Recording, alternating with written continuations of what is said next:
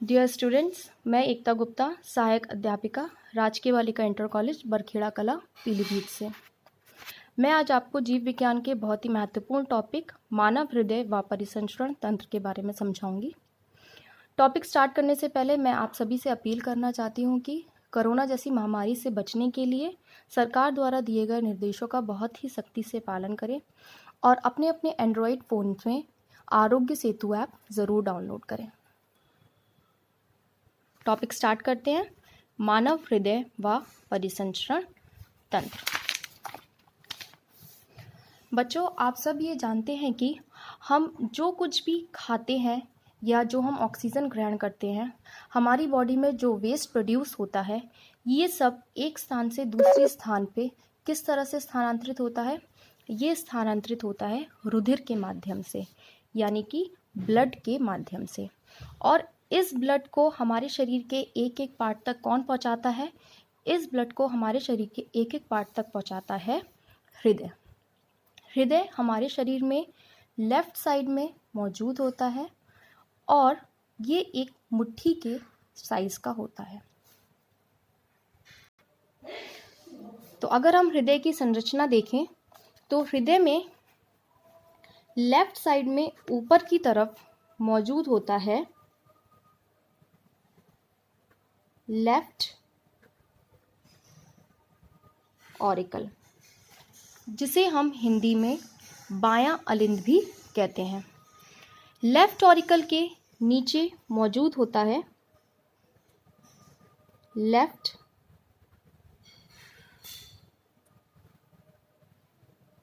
Ventricle, जिसे हम हिंदी में बायां निलय भी कहते हैं। लेफ्ट ऑरिकल और लेफ्ट वेंट्रिकल के बीच में वॉल्व मौजूद होता है, जिसे हम कहते हैं बाइकस्पिड वॉल्व। एक बार फिर से बताती हूँ। जो लेफ्ट साइड है उसमें ऊपर की तरफ होता है लेफ्ट ऑरिकल, जिसे हिंदी में हम कहते हैं बायां अलिंद, और लेफ्ट ऑरिकल के नीचे होता है लेफ्ट वेंट्रिकल, जिसे हिंदी में हम कहते हैं बायां निलय। ऑरिकल और वेंट्रिकल के बीच में, लेफ्ट ऑरिकल और लेफ्ट वेंट्रिकल के बीच में बाइकस्पिड वॉल्व मौजूद होते हैं। Bicuspid valve. इसके बाद अगर हम हृदय का राइट हैंड साइड देखें तो राइट साइड में ऊपर की तरफ होता है राइट ऑरिकल और ऑरिकल के नीचे होता है राइट वेंट्रिकल। इन्हें हम हिंदी में कहते हैं दायां अलिंद और दायां निलय। अलिंद और निलय के बीच में यहाँ भी वॉल्व मौजूद होते हैं, लेकिन ये होते हैं आपके ट्राइकस्पिड वॉल्व। अब इन वॉल्व का कार्य क्या होता है? ये वॉल्व इसलिए मौजूद होते हैं ताकि जब रुधिर आपका ऑरिकल से वेंट्रिकल की तरफ आए तो रुधिर का पीछे की तरफ फ्लो ना हो। ये इन वॉल्व का कार्य होता है। इसके बाद जो हमारे हार्ट का लेफ्ट साइड होता है उसमें सदा ऑक्सीजन युक्त ब्लड फ्लो करता है। ऑक्सीजन युक्त, या फिर इंग्लिश में हम बोलते हैं उसे ऑक्सीजनेटेड ब्लड। और जो राइट हैंड साइड होता है हृदय का, उसमें सदा रहता है हमारा ऑक्सीजन रहित ब्लड, जिसे हम कहते हैं इंग्लिश में डीऑक्सीजनेटेड ब्लड। तो लेफ्ट हैंड साइड में होता है सदा ऑक्सीजनेटेड, ऑक्सीजन रहित ब्लड, और राइट हैंड साइड में रहता है सदा डीऑक्सीजनेटेड या फिर ऑक्सीजन रहित ब्लड। सॉरी, ये है ऑक्सीजन युक्त ऑक्सीजनेटेड ब्लड और ये है ऑक्सीजन रहित डीऑक्सीजनेटेड ब्लड। अब ताकि ऑक्सीजनेटेड और डीऑक्सीजनेटेड ब्लड आपस में मिक्स ना हो, इसलिए लेफ्ट और राइट पार्ट्स जो होते हैं हृदय के, उसके बीच में एक सेप्टम या फिर एक पट जैसा मौजूद होता है। अब हम देखेंगे कि रुधिर कैसे फ्लो करता है पूरे हार्ट में। तो जब हम सांस लेते हैं तो ऑक्सीजन हमारे फेफड़ों तक, हमारे लंग्स तक पहुंचती है। ये ऑक्सीजन लंग्स में जो रुधिर की नलिकाएं बह रही हैं उसमें जाती है। जो हमारा रुधिर है वो ऑक्सीजन से लोड हो जाता है। जब रुधिर हमारा ऑक्सीजन से लोड हो जाता है तो वो पल्मोनरी वेन, तो वो ऑक्सीजनेटेड ब्लड पल्मोनरी वेन के द्वारा लेफ्ट ऑरिकल तक पहुंचता है। किसके द्वारा? पल्मोनरी वेन के द्वारा लेफ्ट ऑरिकल तक पहुंचता है।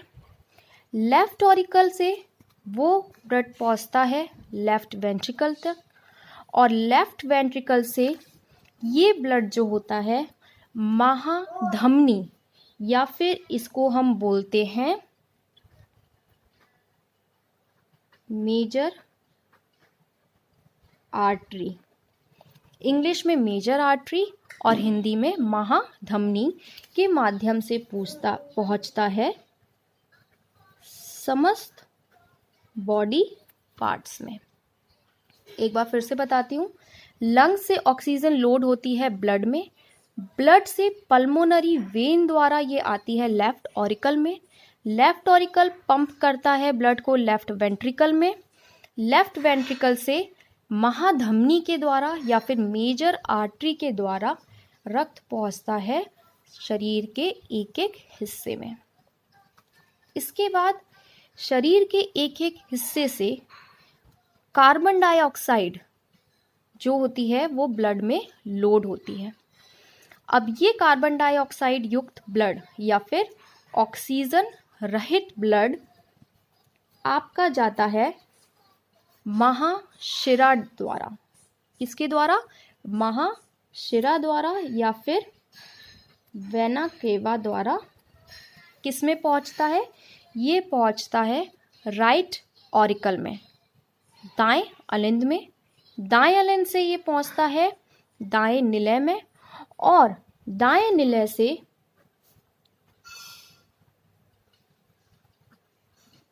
पल्मोनरी आर्टरी के द्वारा ये पहुंचता है लंग्स में। लंग्स में कार्बन डाइऑक्साइड रिलीज कर दी जाती है जो कि हम अपनी नेजल पैसेज द्वारा अपने शरीर से बाहर निकाल देते हैं। एक ज़रूरी बात मैं बताना चाहूँगी, पल्मोनरी वेन एक ऐसी वेन है जो ऑक्सीजन युक्त ब्लड कैरी करती है। बाकी शरीर में जितनी भी वेन्स होती हैं या फिर जितनी भी शिराएं होती हैं वो सब डीऑक्सीजनेटेड ऑक्सीजन रहित ब्लड कैरी करती हैं। इसी तरह से ये जो पल्मोनरी आर्टरी है वो अकेली आर्टरी है जो ऑक्सीजन रहित ब्लड कैरी करती है।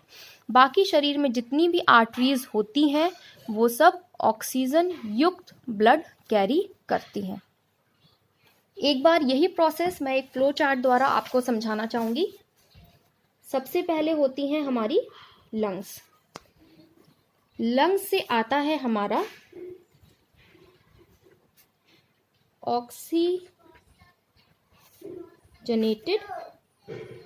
ब्लड। ऑक्सीजनेटेड ब्लड किसके द्वारा आता है? पल्मोनरी वेन के द्वारा। ये कहाँ पहुंचता है? ये पहुंचता है आपका लेफ्ट ऑरिकल में। लेफ्ट ऑरिकल से ये पहुंचेगा आपका लेफ्ट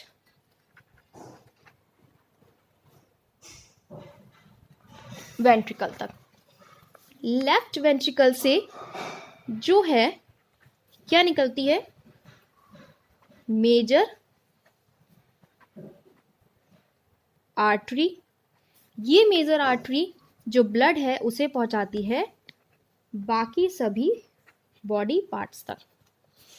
अब बाकी सभी बॉडी पार्ट्स से जो डीऑक्सीजनेटेड ब्लड होता है या फिर हम कहें कार्बन डाइऑक्साइड युक्त ब्लड जो होता है, डीऑक्सीजनेटेड ब्लड, ये पहुंचता है आपका, जो डीऑक्सीजनेटेड ब्लड होता है ये आपका पहुंचेगा राइट ऑरिकल तक। राइट ऑरिकल ये पहुंचता है राइट ऑरिकल में। राइट ऑरिकल से जो है निकलती है आपकी पल्मोनरी आर्टरी,